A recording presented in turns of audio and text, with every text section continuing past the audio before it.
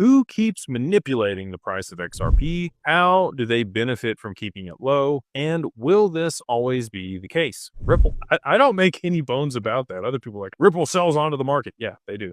They fund their business by selling XRP. I'm cool with that. I don't mind it.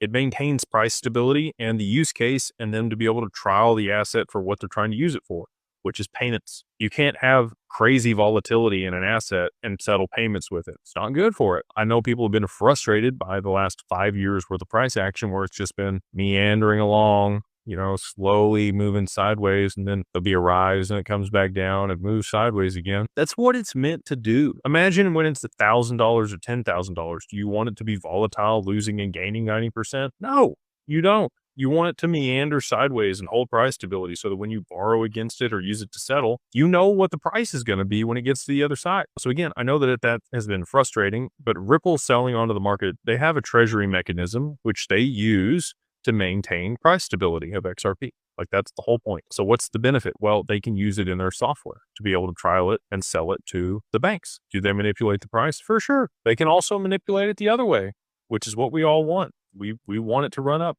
Why did it run up in 2017? Well, Ripple escrowed half the supply. There was a supply shock that pushed it up in price. And then people speculated on it, right? Same thing is going to happen here. There's going to be a supply shock. You're going to see FOMO.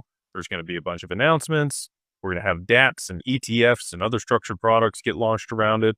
There's going to be a huge liquidity crisis, and they're going to push it to significantly higher levels, 3 digits, 4 digits maybe. And once it's at those prices, they'll start using it to settle transactions at scale over the mainnet. And that'll hold price stability at those much higher prices, which is what we all want. We want a high, stable